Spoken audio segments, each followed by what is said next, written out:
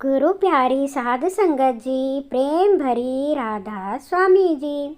संगत जी, आज 13 सितंबर ब्यास में बाबा जी ने सुबह ओपन कार में संगत को दर्शन दिए जी।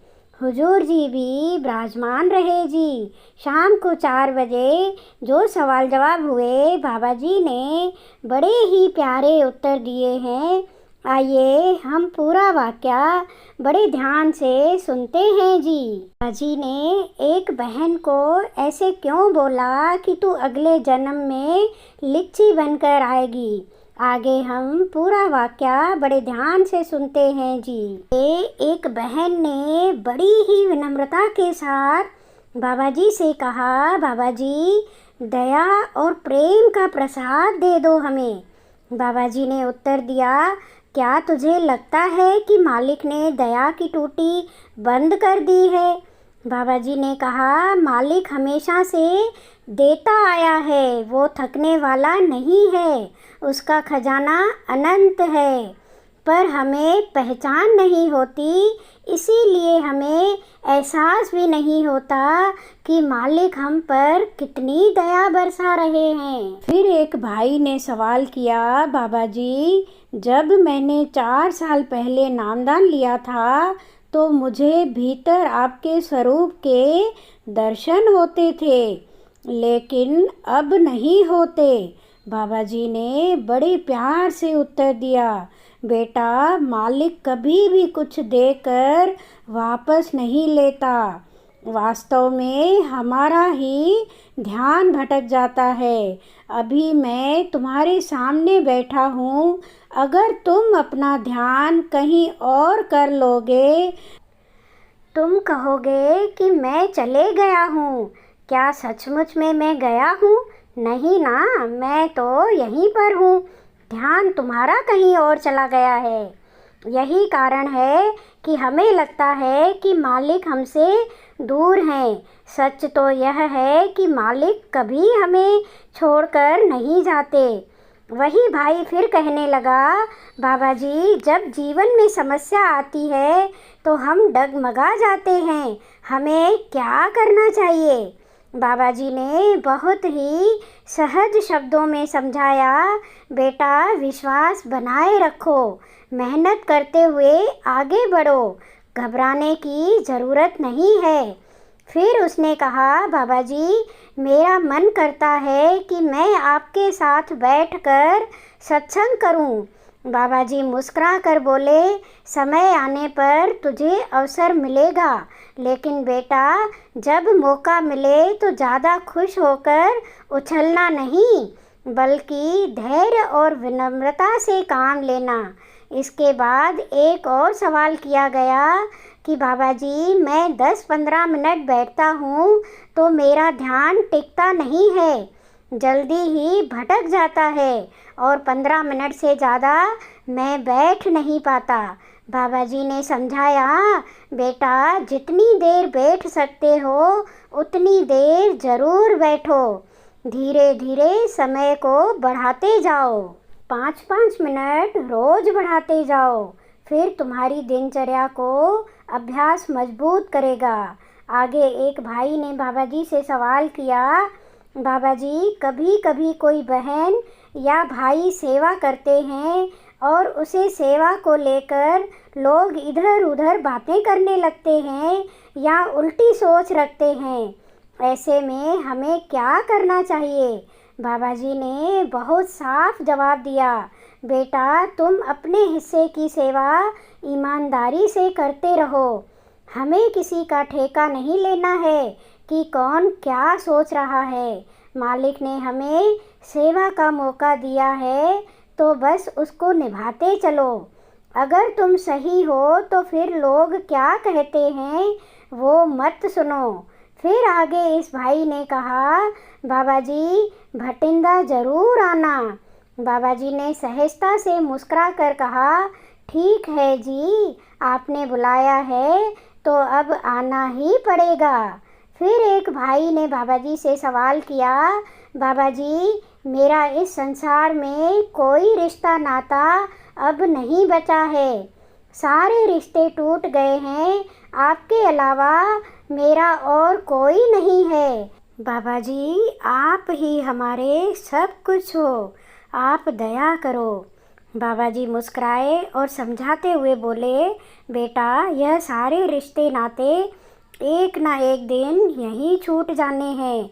अक्सर इंसान सोचता है कि परिवार, रिश्तेदार या दोस्त उसके अपने हैं, लेकिन सच तो यह है कि मालिक के सिवा किसी का साथ स्थायी नहीं है।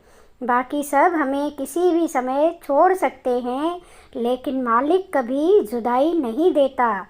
इसीलिए डरने या घबराने की कोई ज़रूरत नहीं है, बस मालिक पर विश्वास बनाए रखो। फिर एक भाई ने बहुत ही भावुक होकर बाबा जी से सवाल किया, बाबा जी, आज का दिन मेरे लिए बहुत बड़ा दिन है। आपने मुझे प्रश्न करने का अवसर दिया है। आपने जीवन में जो भी दिया है वो हमारी अपेक्षा से कहीं अधिक मिला है। मैंने जितना मांगा आपने उससे बढ़कर दिया है। बाबा जी, मैं जब बैठने की कोशिश करता हूँ तो टिक नहीं पाता।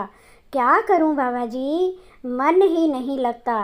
बाबा जी ने बहुत ही सरल शब्दों में उत्तर दिया, बेटा, अकेले की प्रॉब्लम नहीं है। यहाँ बहुत से ऐसे बैठे हैं जिनका ध्यान नहीं लगता, लेकिन बैठना भी एक अभ्यास है। ध्यान लगे या ना लगे, बस हमें तो मालिक का हुक्म मानकर बैठना है। बच्चा स्कूल नहीं जाएगा तो वो कैसे आगे बढ़ पाएगा। उसी तरह परमार्थ में भी प्रगति तभी होगी जब रोज़ बैठने की आदत डालेंगे। हमें तो अपनी ड्यूटी निभाने की कोशिश करनी है, आगे मालिक खुद ही दया करेगा। फिर एक भाई ने सवाल किया, बाबा जी, मुझे धन दौलत और दिखावे का बड़ा आकर्षण होता है। जब डेरे में आता हूँ तो यह भावना नहीं होती, पर बाहर जाते ही फिर मन उसी में उलझ जाता है और मैं धन दौलत में फंस के रह जाता हूँ। बाबा जी ने बड़ी गहराई से समझाया, बेटा, हर चीज़ का एक दायरा होता है। पेट भरने के लिए हमें रोटी चाहिए, उसके लिए पैसा कमाना ज़रूरी है, लेकिन असली सवाल यह है कि हमें कितना चाहिए। मालिक ने हमें ज़रूरत से ज़्यादा दिया है, इसीलिए हमें उसका आभार मानना चाहिए, बजाय इसके कि हमेशा और ज़्यादा चाहिए। इसकी दौड़ में हम भागते रहेंगे तो हम परमार्थ में कैसे जुड़ पाएंगे। फिर एक भाई ने सवाल किया, बाबा जी, आप जब संगत को नामदान देते हो उसके बाद भी कई लोग पूजा पाठ करते रहते हैं, ऐसा क्यों करते हैं।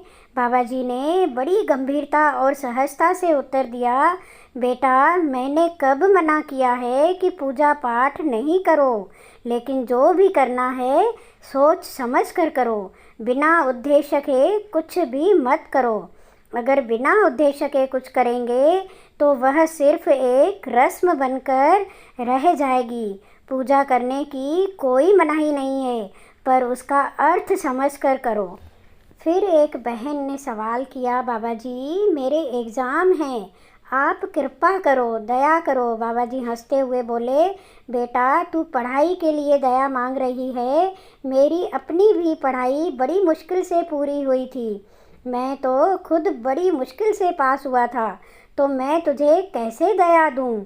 यह सुनते ही सारी संगत खूब हंसी। पूरा पंडाल हंसी के ठहाकों से गूंज उठा। बाबा जी ने उसे समझाया, बेटा, हमें तो अपनी तरफ से मेहनत करनी है।